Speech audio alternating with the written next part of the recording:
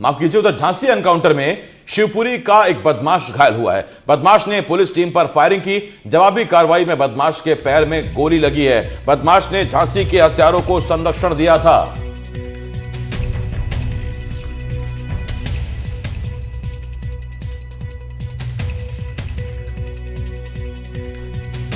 भोजला गांव के रहने वाले अरविंद यादव की हत्या उन्हीं के गांव के अपराधियों के द्वारा कर दी गई थी। इस संबंध में थाना सीपरी बाजार पर उचित धाराओं में अभियोग पंजीकृत कर लिया गया था। वरिष्ठ पुलिस अधीक्षक महोदय द्वारा अपराधियों की गिरफ्तारी हेतु टीमें लगाई गई थी। कुल 7 अपराधियों को पूर्व में ही गिरफ्तार कर जेल भेजा जा चुका है। आज थाना प्रभारी सीपरी बाजार तथा स्वाट टीम प्रभारी को सूचना मिली थी कि कुल्लू उर्फ अशोक तथा भंवर सिंह जो इन अपराधियों को संरक्षण दिए हुए हैं, ये भोजला गांव अपना डेली यूज का सामान लेने हेतु जाने वाले हैं। इस सूचना पर भरारी फार्म के पीछे पुलिया के पास इन अपराधियों की घेराबंदी की गई, तो अपने को पुलिस टीम से घिरता हुआ देख इन्होंने जान मारने की नीयत से फायर कर दिया। काउंटर अटैक में इन दोनों अपराधियों को गोली लगी है। इनको हॉस्पिटलाइज कराकर संपूर्ण घटना के संबंध में एफआईआर पंजीकृत करते हुए अग्रिम वैधानिक कार्रवाई की जा रही है। और मेरे वरिष्ठ सहयोगी अतुल गौड़ इस बड़ी खबर पर हमारे साथ जुड़ रहे हैं, उनसे इस खबर पर जानकारी लेते हैं। अतुल जी, विस्तार से बताएं कैसे ये मुठभेड़ हुई, आरोप क्या है? जी आशीष जी, देखिए ये जो पूरा मामला है ये उत्तर प्रदेश के झांसी जिले के अंतर्गत भोजला गांव आता है, सीपरी थाना क्षेत्र का।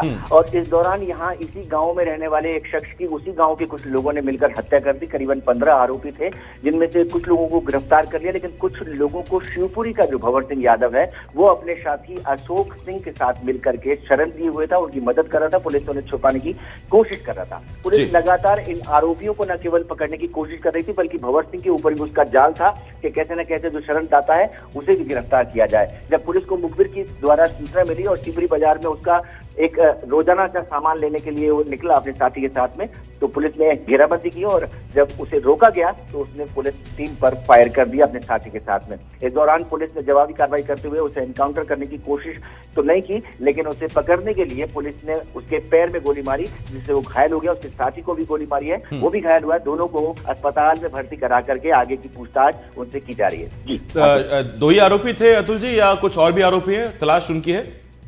जी देखिए, आरोपी हत्या से संबंधित जो हैं उनकी तलाश की जा रही है, वो अभी गिरफ्त में नहीं आए हैं। और जो दोनों आरोपी शरणदाता के आरोप में ये पुलिस के गिरफ्त में आए हैं, पुलिस इनसे उन्हीं लोगों के संबंध में पूछताछ कर रही है।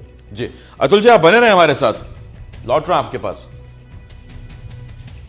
खबर शिवपुरी से, जहां कांस्टेबल पर अपनी पत्नी को पीटने का आरोप लगा है। पोहरी थाने के कांस्टेबल के खिलाफ मामला दर्ज कर लिया गया है। पोहरी थाने में तैनात है आरोपी कांस्टेबल। 1.5 साल पहले दोनों की शादी हुई थी और अपनी पत्नी के साथ मारपिटाई इस कांस्टेबल ने की थी। हमारे सहयोगी अतुल हमारे साथ बने हुए। अतुल, क्या वजह रही, किस बात को लेकर विवाद इतना बढ़ा कि पत्नी को इस बेरहमी से कांस्टेबल ने पीटा?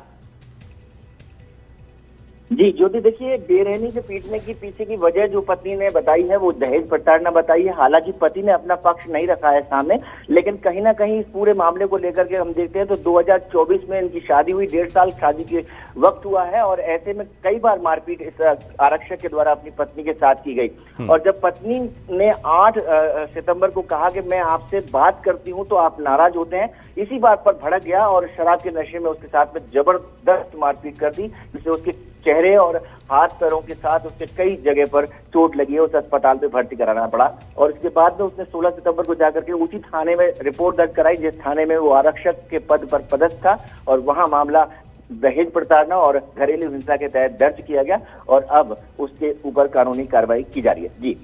जी अतुल, शुक्रिया आपका जानकारी के लिए। तो जिस पर जिम्मेदारी होती है ऐसे मामलों में इंसाफ दिलाने की, वही शख्स कांस्टेबल जिस पर आरोप अब लगा कि उसने अपनी पत्नी के साथ पिटाई की, वजह दहेज प्रताड़ना का आरोप पत्नी ने लगाया।